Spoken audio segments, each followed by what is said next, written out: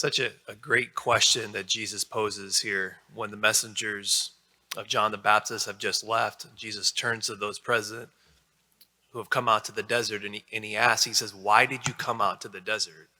What did you come out into the desert for? What did you come out into the desert to see? Because, paradoxically, there's the great paradox in the desert. You think that what goes out in the desert goes out to die.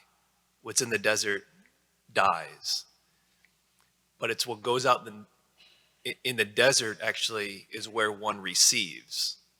In the desert is one where one receives nourishment and receives life and receives love. And the reason for that is because in the desert, our senses become more alive. We're more attuned to our senses. They become more alive.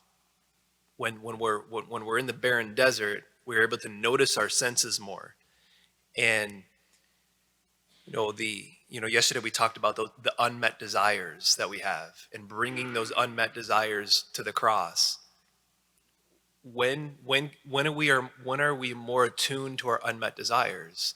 When we're living in the desert, where we live perpetually in the spot that John the Baptist could go, and where the people would flock out to the desert actually to get into that spot. And because that's the spot we can notice, right? That's the spot where I'm able to stay in love. And our first reading is just so much, a lot of beautiful images and illustrations in our first reading. But towards 3/4 of the way, the Lord says, "I hide my face from you." That's why the desert's needed. The Lord says, "I hide my face from you, but with enduring love I take pity." So I hide my faces from you. What does he go on later to say? "My love shall never leave you." I'm hidden, right? It's I think it's Augustine that or John on the Cross, who we celebrated yesterday. What does he write about all these? The hiddenness of God. I hide from you, but my love shall never leave you, and my covenant of peace shall never be shaken. So that's the great struggle in the spiritual life. The great struggle in the spiritual life is finding ways to stay in love. Just like in a marriage or in a deep friendship, you have to work to stay in love. The same is the case in the spiritual life. You have to work to stay in love, especially in the spiritual life, because we're in love with a spirit who sometimes appears to be, who sometimes is hidden, who sometimes withdraws. His love never does. And so it's finding ways to stay in love. And the noticing then in the desert, the noticing of the thoughts, feelings, and desires, as one author put it, says noticing our thoughts, feelings, and desires are actually the doorway and the portal to receiving. Noticing our thoughts, our feelings, and desires is the doorway, it's the portal to God's arrival. What's Advent? The coming. God's coming. When is he coming? He's coming now. He's coming here. He's coming today.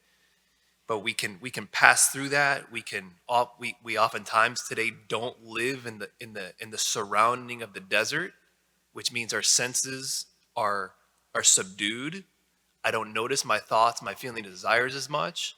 And so then therefore that portal, that doorway into the divine is kind of shut. We've got to work to stay in love. And what's the fruit of that? Maybe just to close here with the first reading, it's that, again, yesterday, the pain into that, the great image here of, the wife who is forsaken and who's forsaken and grieved in spirit, the Lord will call you back. Your husband is your maker. Beautiful. Your husband is your maker. That's the spousal union of which we're called to as Christians, that we're brought into through our baptism and the divine life in which we share in now, is this spousal union with the divine.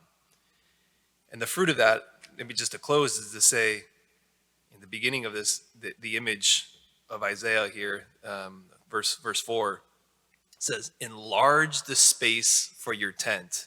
Spread out your tent with clothes unsparingly. Lengthen the ropes and make firm your stakes. In other words, the Lord is doing something new. He's always doing something new. His love is always doing something new. Today, God is doing something new in your life and in my life. If we would all but just like realize that, like enter into that space, it's like the prayer is, man, I need to enlarge in my tent.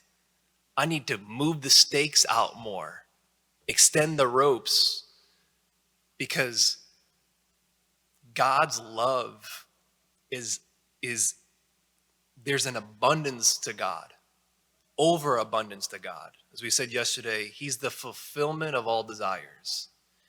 And so maybe that just be our prayer today as we turn to the Eucharist and receiving him. It's like, Lord, help me open the portals of my heart to receive you. And then it's like, Lord, help me, or just even like help me to extend my tent, move the stakes out, because your love and what it is that you want to give me and open myself up to is it's overwhelming. It's overwhelming. And pray, and it's a beautiful mystery. It's just you and I are not good at staying in that spot. So just daily reminders like this and coming to the Eucharist is important.